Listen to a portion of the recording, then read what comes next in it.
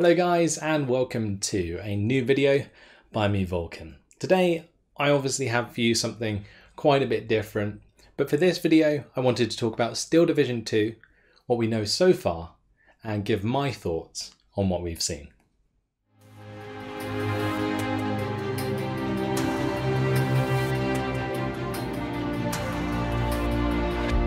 Steel Division 2, it's finally been announced and we're going to Russia, everyone. So my apologies first of all that this video hasn't come out sooner. I know a lot of you guys value my opinion on the subject, but I was ill last week and that was when I intended to make it. The week before when it was announced, I didn't want to make the video straight away because I wanted to collate as much information as possible to give to you guys. Now I think Steel Division 2 is such a good move and I fully support it. I think that being based in the Eastern Front has so much potential for new units, like potentially new tactics, like an entirely new scale of warfare that could really complement the current Steel Division formula. Steel Division 2 I think is also a great business decision for Eugene. Last year they released Steel Division Normandy 44, which was a new IP, and it did have a pretty rough start. There were issues with the game itself and other external factors that affected the longevity of the game and also the ongoing player base. Like, it wasn't as popular as I think they probably thought it would be.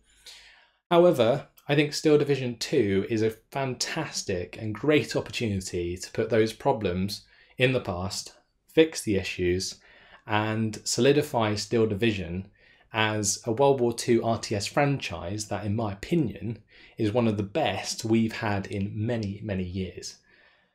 So what I wanted to do today was go through the trailer and point out some of the units that were shown, and then go through the information on the press release and give my thoughts on that. Let's get into it.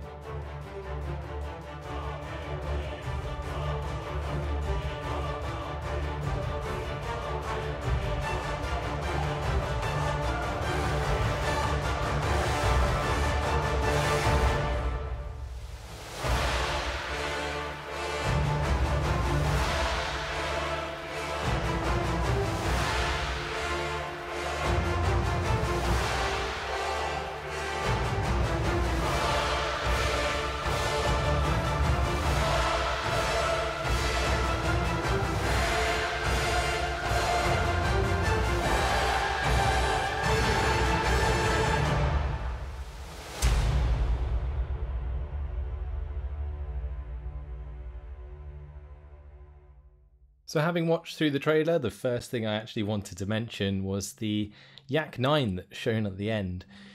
This is all to do with Marcel Albert, who was a French pilot who flew for the Soviets against the Germans. It came about in a rather interesting way, and if you want to check up on his story, I would recommend just Googling him.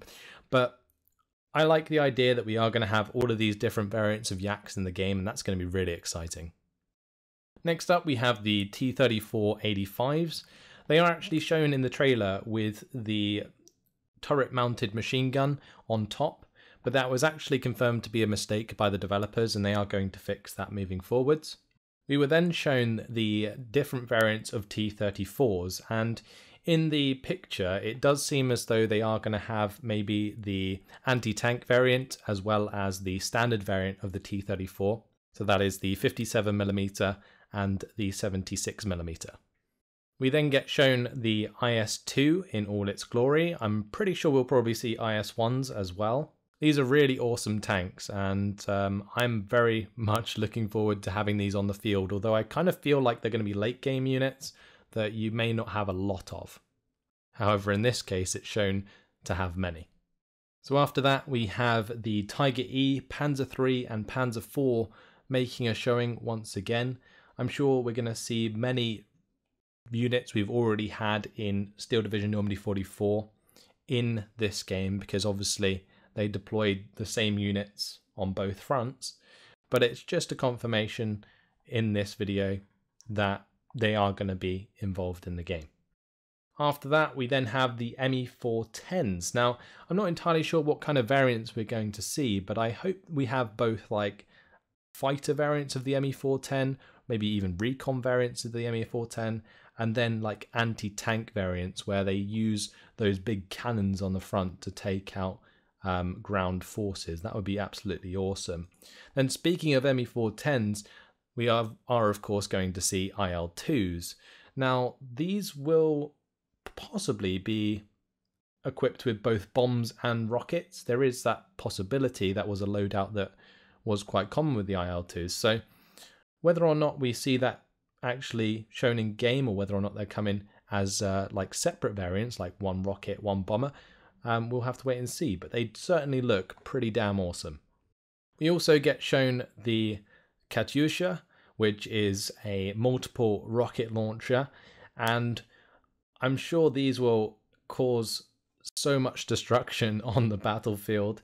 I think it will be interesting to see how they are loaded out, whether or not you can fire like one volley and then they have to be completely reloaded, or whether or not they'll carry a certain amount of rockets for like 2 volleys or 3 volleys, something like that.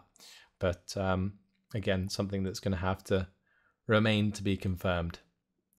Now after that, I have a screenshot of the battlefield in general. I just wanted to sort of have a look at the scale, and as you can see, it's absolutely huge. And there's a couple of dots like right in the middle, and I'm pretty sure they are like the armored cars, like BA-64s with like basically just scout cars with a machine gun on top. But that's interesting that they have sort of thought of that, and they are going to be involved probably maybe in the recon tab, or maybe even support. After that, we do see the inclusion of Valentines, which is something that I wasn't sure they were going to represent, but of course there were some sent to Russia from Britain in order to help them out. So Valentines are shown.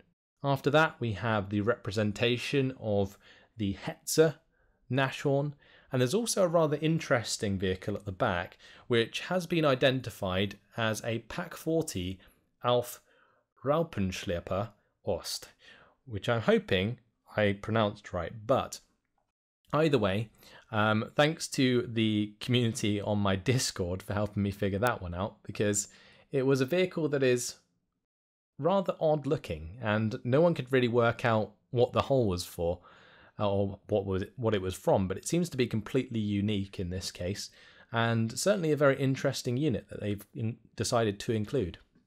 Next up, we have the beastly ISU-152, which is an awesome anti-tank gun.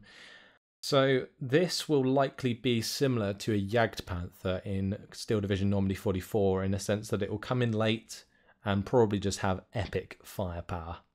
After that, we actually get shown the first of a few Hungarian units. This is a Turan, and I'm pretty sure that behind it to the left is another variant of the Turan, like a later variant. So that's really cool that they are involving a couple of the Turan tanks there. Afterwards, we do also see more Hungarian vehicles. We actually are shown the 40M Nimrod, which is a mobile anti-air vehicle, a Hungarian mobile anti-air vehicle. And then to the right of that, the smaller tank, I believe is a 38M Toldi, which is basically a lighter Hungarian tank.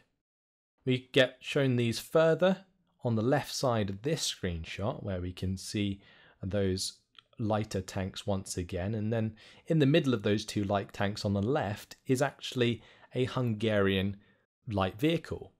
The team on my Discord worked it out to be a 39M Saba, which is basically a small recon or scout car. Following on from that, we do get shown the Su-122 with its awesome assault gun, and it's actually got a Matilda next to it, so a lot like the Valentines being lent to the Russians, we are going to see Matildas as well, which is very, very cool indeed. That is swiftly followed by the Do-215, which is an aircraft I think they've focused on advertising quite a bit. can be used in, I think, a light bomber role. It can also go as like a night fighter, I believe it was used as well. So we might see these used in an air-to-air role, but I'm not entirely sure how effective they're actually going to be. And that's pretty much it. That's all we've been shown so far from the trailer, but I just wanted to quickly go through that and identify some of the units for you, give you an idea of what we're actually going to be seeing in the future. Having seen the trailer, we can see that there are a lot of Hungarian units represented, and that does lead me to believe that there will be a Hungarian division in the game. And if that is the case, then it's more than likely that other minor nations will be represented in one way or another, on the Eastern Front at least. So I think Romania was one that people want to see, but whether or not they'll get their own division, I'm not entirely sure. Well, nothing was shown in the trailer, so we'll have to wait to get more information on that. But I think the fact that there's already Hungarian units shown definitely gives us a lot of variance and a lot to be excited for in Steel Division 2. Now, on top of that, they have announced in the press release that there's going to be 600 new units.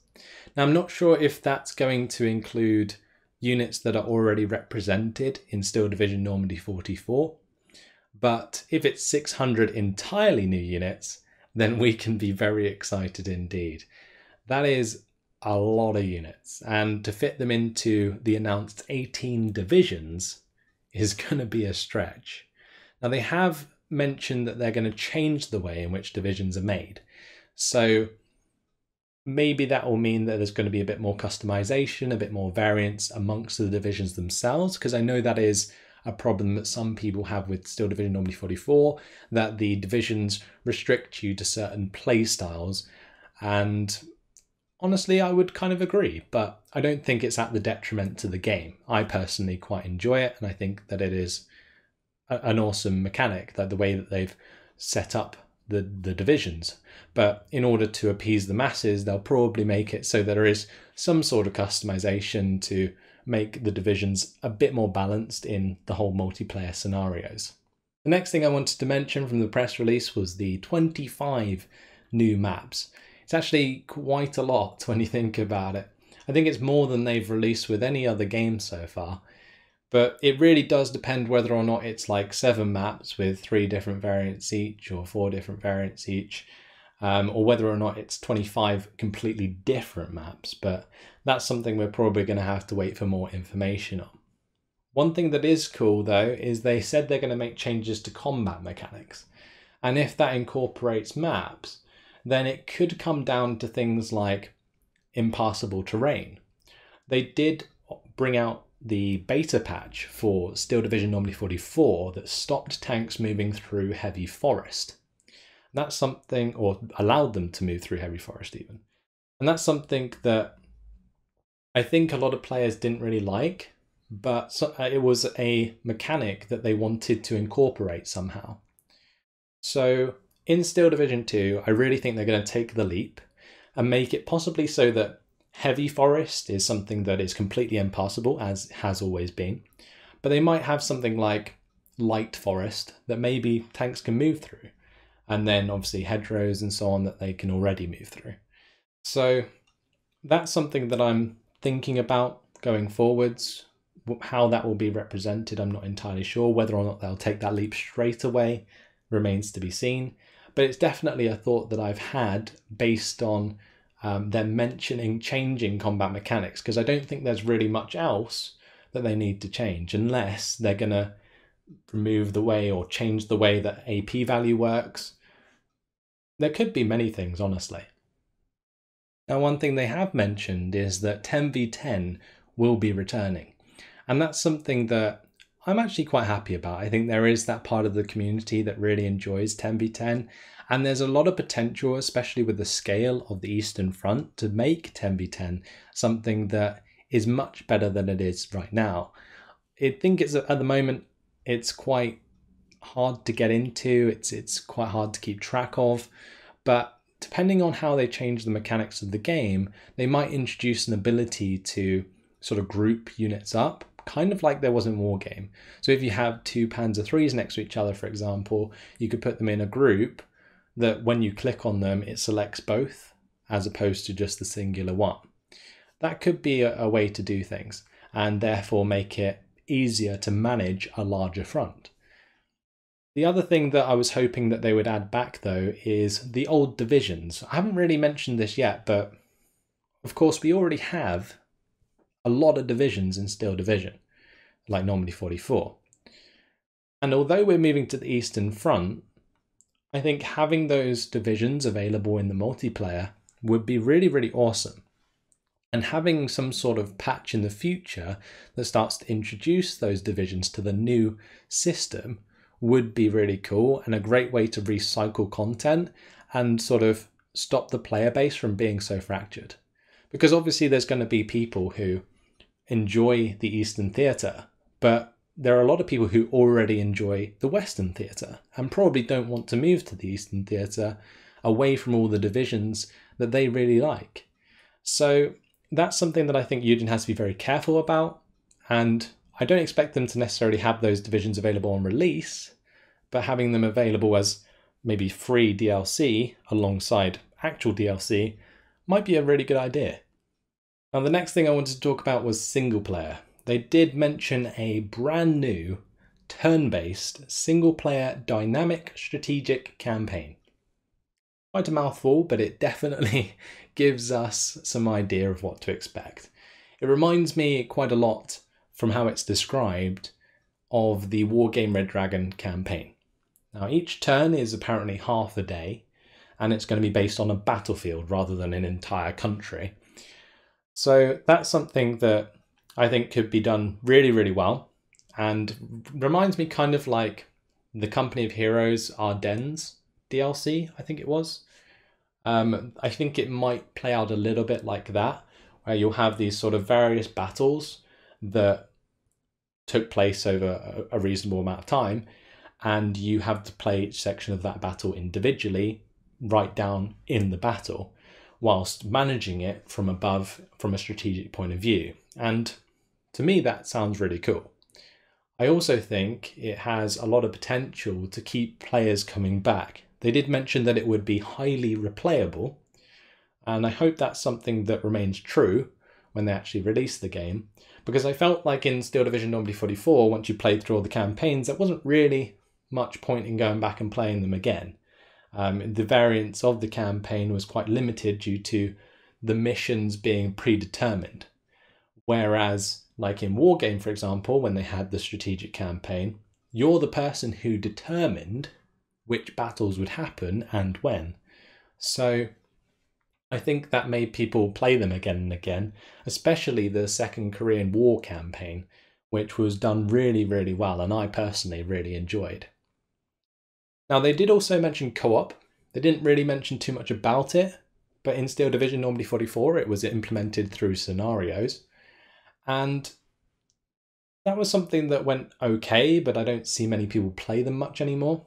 It's probably good amongst friends, but not something that really hit the mainstream sort of multiplayer community.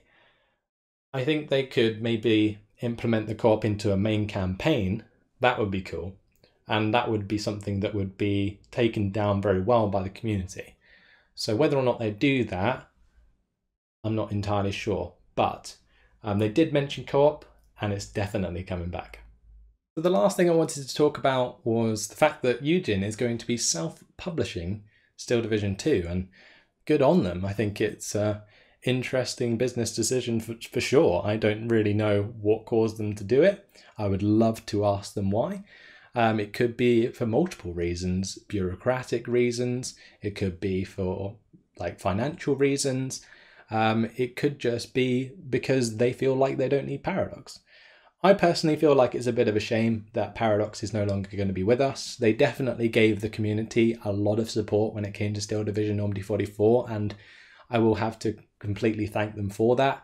They gave us a lot of exposure, and not only the game, but the community in general, the Steel Division League. And that's something they've definitely done very well in the life cycle of Steel Division Normandy 44. Moving on to Steel Division 2, I think it's going to really be on the backs of myself and other creators, the communities, in order to really drive the communities in Steel Division forwards, especially through Steel Division 2. And I think we're up for it. I mean, we've got plenty of space for new players at the end of the day, and I think it is actually quite exciting for everyone, the fact that it's self-published, and we're going to be almost directly involved with Eugen when it comes to community endeavors. So that's actually pretty cool. But either way, that's pretty much all I've got for you guys today.